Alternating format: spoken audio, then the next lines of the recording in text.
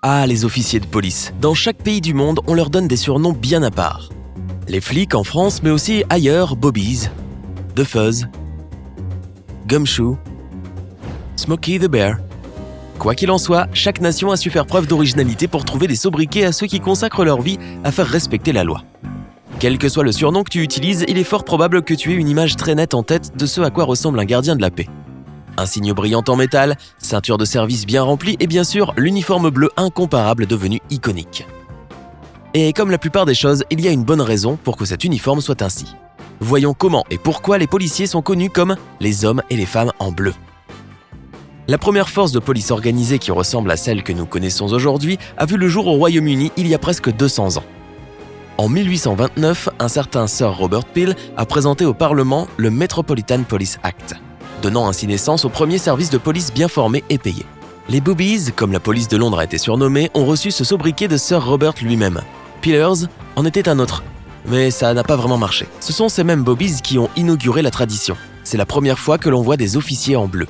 Cette couleur avait été choisie pour éviter que les gens ne les confondent avec les uniformes militaires britanniques qui y se ressemblaient mais qui étaient, eux, rouges et blancs.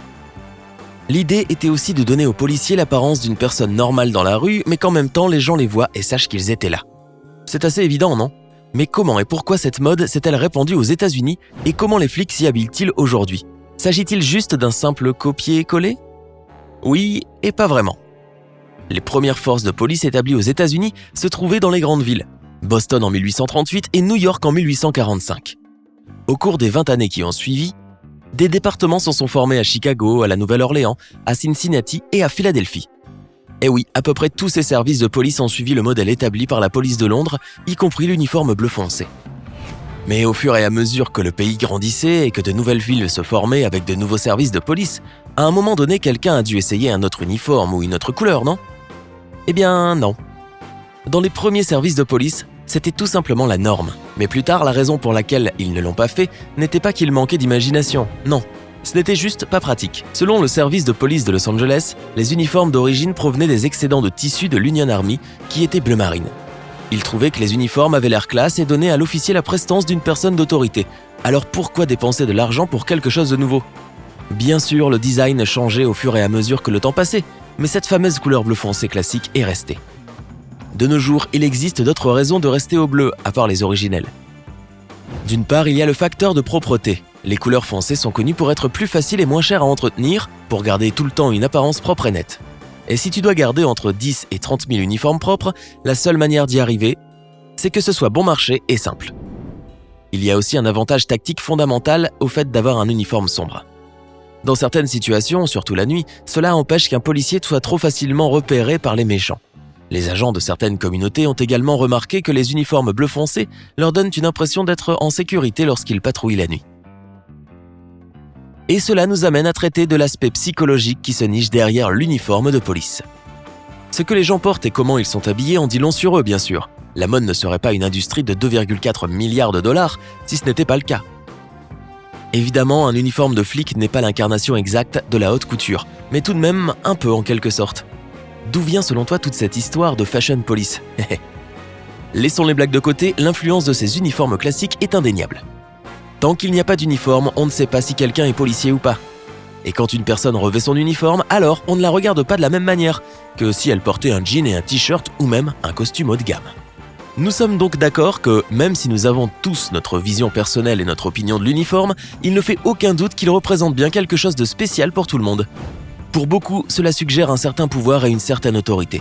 Dans une étude où l'on demandait aux gens de classer 25 uniformes de travail différents selon ce que cela leur inspirait, l'uniforme de la police était le plus souvent lié à un sentiment de sécurité. Dans une autre étude, les mannequins ont été évalués en fonction de leur tenue vestimentaire. Et tu l'as deviné, le mannequin en uniforme de police a été jugé plus intelligent, fiable et utile que les autres. Mais tu sais, il y a aussi ce petit sentiment de « Oh, attention, je dois bien me tenir » quand tu vois un policier. Allez, j'avoue, si tu t'arrêtes à une intersection et que tu vois un agent de police à proximité, est-ce que tu t'assois plus droit et fais plus attention aux feux de circulation et aux panneaux de limitation de vitesse ? Je sais que moi, je le fais. Au fil des années, différents pays ou villes ont tenté des expériences avec l'apparence de leurs forces de l'ordre. En 1969, Menlo Park, en Californie, a remplacé son uniforme bleu marine traditionnel par un gilet de sport vert forêt sur un pantalon noir, une chemise blanche et une cravate noire. Ça ressemble plus à un vendeur de voitures d'occasion qu'à un policier, n'est-ce pas ? Néanmoins, l'idée était que ce regard moins militaire pourrait contribuer à améliorer les relations au sein de la communauté urbaine. Et une fois que d'autres régions en ont entendu parler, plus de 400 d'entre elles ont commencé à expérimenter également le port de l'uniforme de style blazer. Au début, les résultats ont été mitigés. Au bout d'1 an et demi, les agents de Menlo Park qui faisaient le test présentaient moins de caractéristiques autoritaires que ceux des zones environnantes. L'expérience s'est donc poursuivie. Menlo Park a continué à habiller ainsi ses policiers pendant 8 ans avant de conclure que le fait de porter le même uniforme qu'un agent immobilier ne suscitait pas exactement le respect qu'ils espéraient. Le fait est que, même si certains crimes avaient diminué au cours de cette première année et demie, ils avaient ensuite augmenté à nouveau. Et peu de temps après, les taux avaient carrément doublé par rapport à l'année précédant le changement d'uniforme. Et devine quoi ? Dans les années qui ont suivi le retour au style traditionnel, ces chiffres ont recommencé à baisser. Pour en revenir à la couleur, il y a eu d'innombrables tests psychologiques sur la façon dont les gens associent les couleurs aux sentiments et à l'humeur. Le noir est la plus associée à la puissance et à la force, tandis que le bleu va de pair avec des sentiments de confiance, de sécurité et de confort. Nous assimilons souvent le rouge à l'excitation et à l'urgence. C'est pourquoi les ambulances utilisent des feux rouges et blancs pour attirer l'attention. Et contrairement au design, la façon dont nous percevons la couleur est très similaire. À travers les continents et les cultures, de l'Europe à l'Asie en passant par le Moyen-Orient, des études montrent que les couleurs claires sont associées à la faiblesse, alors que les foncées sont perçues comme fortes. Donc, naturellement, les teintes portées par une personne auront probablement un réel impact sur la façon dont nous les percevons. Les psychologues du sport, quant à eux, ont effectué beaucoup de recherches et d'expériences sur la façon dont la couleur affecte tout, de la performance des joueurs à la façon dont les arbitres sifflent sur le terrain. Dans une étude, ils ont constaté que les arbitres étaient plus susceptibles d'imposer des pénalités plus sévères à une équipe de football portant un uniforme noir qu'à une équipe portant un uniforme de couleur vive. Pourquoi ? Parce qu'ils percevaient l'équipe en noir comme étant plus agressive. La même expérience avec des équipes de hockey a donné des résultats similaires. Ils ont également découvert que la couleur n'a pas seulement un impact sur la façon dont nous percevons les équipes, mais aussi sur le comportement des joueurs. Il a été démontré que les athlètes qui portent des couleurs plus foncées se comportent de manière plus agressive que ceux qui sont vêtus d'uniformes plus colorés ou clairs.